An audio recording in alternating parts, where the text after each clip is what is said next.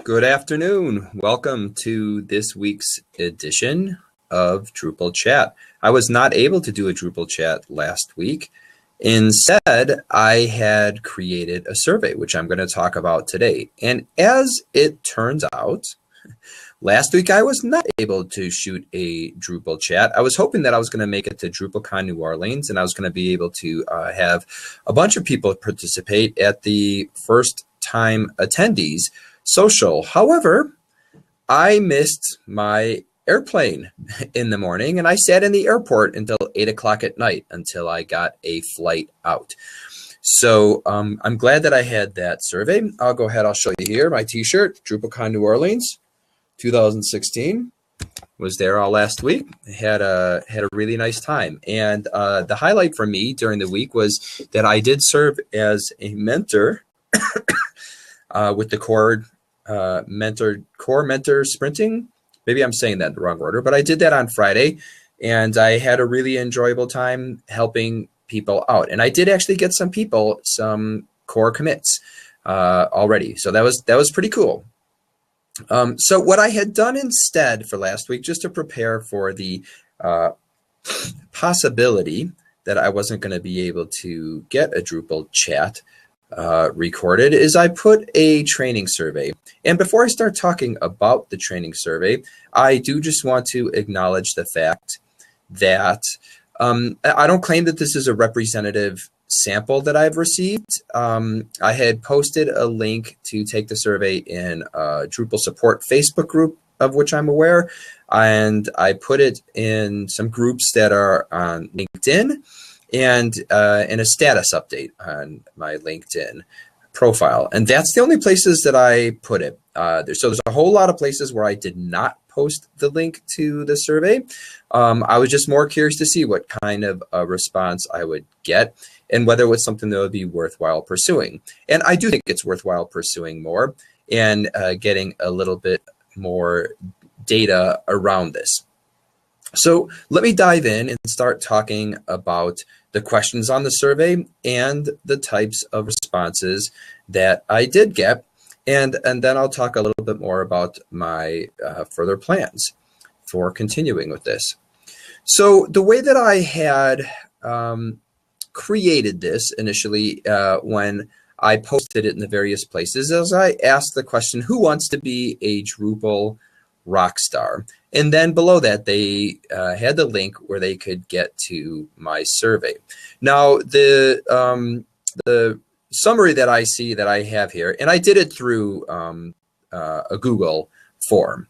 And so the summary that the Google form was providing me is that I did have 30 responses, but I know one of those I think was completely blank. It seems evidently there might have been a couple of those that were completely blank, because when I look at the summaries, I see that there are actually 28 responses to things. So about 28 people did respond to the survey.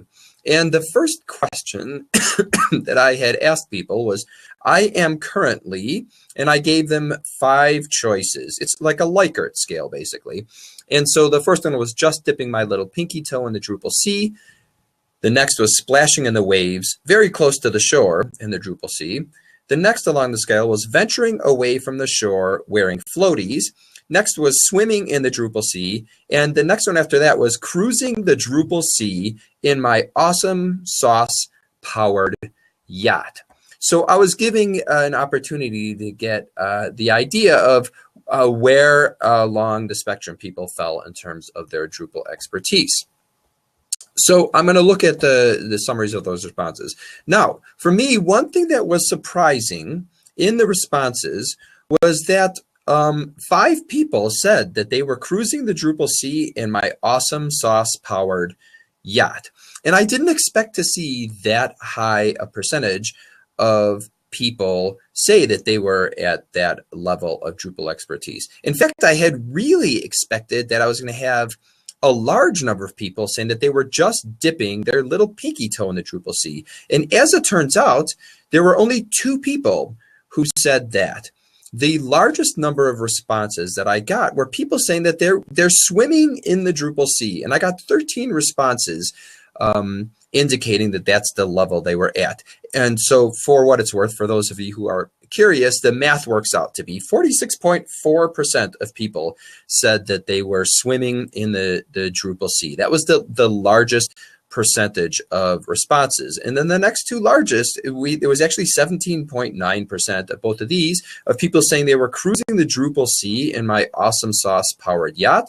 And then people who said they were venturing away from the shore wearing floaties. So most of the people who responded said that they are already swimming in the Drupal sea. So moving on to the next question that I asked, it was so the first question was radio buttons. You had to choose one of those radio buttons. By the way, all of the questions were optional. People didn't have to answer any of the questions on the survey if they didn't want to. They could pick and choose which ones they wanted to answer. So the next one I asked was checkboxes, and I asked about, I have gotten Drupal training, and the options that I gave them were taking classes online, reading books, attending classes in person, watching YouTube, reading documentation on Drupal's website, reading blog posts, completely self-taught, in Drupal's forums, in a Facebook group, or other. And so the summary that I got on that, to break it down, the top 5 responses that I got out of that, number 1 was reading documentation on Drupal's website. And I'm going to say that did surprise me a bit. Maybe I shouldn't be surprised by it, but I guess Drupal.org and the Drupal Association would be happy to hear that people are actually looking to the documentation on Drupal.org. And I suppose the documentation people should maybe be happy or nervous about that. I don't know. So that was the number 1 response. And 27 people, 27 out of the 28 who responded to the survey, it said that they read documentation on Drupal's website. The next greatest number, where there were 22 people who said that they read blog posts. Now, I do have a follow-up question where people get the opportunity to give examples of the resources that they are using. So I've got some idea of the blog posts that people are reading, but 22 people said that they read blog posts. 20 people said that they watch YouTube videos. 19 people said that they read books, and 16 people said in Drupal's forums. So actually, that was something as well for me that was kind of surprising, that that large a percentage of people say that they've gotten training in Drupal's forums. And I have no idea of what the overlap is between the 27 who said they read the documentation and the 16 who said that they are using Drupal's forums. I haven't dug that deeply into the responses right now. So quite a few people do use things that are available on Drupal.org. Now, to go into my next question that I asked people, I worded it as, here are examples of learning resources I have used and liked the most. And then this was just long answer text. People could fill in whatever they wanted to fill in there. And again, I was surprised by how many people say things that they've used and liked the most were Drupal.org. A lot of people mentioned that. Now, probably the things that got mentioned relatively frequently compared to other things was Drupalize.me. And then a number of people did mention the Stack Exchange or Stack Overflow, pretty much the same type of site. Some people did mention some books specifically. Nobody mentioned a specific YouTube channel. One thing that surprised me in these answers is that nobody mentioned Chris Shattuck's buildamodule.com. And I really would have expected that a lot of people would have mentioned that.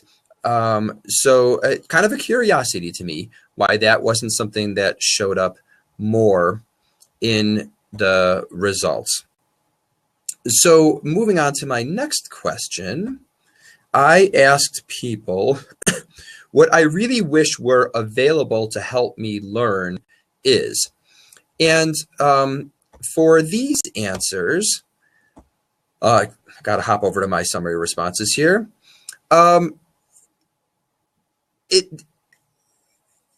It was kind of a broad range of answers. I can't give a good summary on that. I'm going to have to look into this a bit more. There were 17 responses, by the way, of what people wish were available to learn.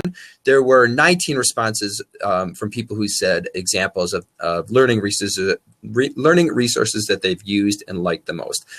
But I didn't see any one single thing that stood out as a common response for things that people really wish were available. So I'm going to move on to the final question that I put on the survey, and that was worded as, please contact me directly at the following email address to learn more about my training needs. And I realized later on that maybe it was confusing to people about who I meant by my. If I was asking them to give me their email address so that I personally could discuss training needs that I have, which wasn't really my intention, actually. My intention was that people would be giving me their email address so that I could follow up with them and ask them more about what their training needs were. And I did have, let me get into the responses here.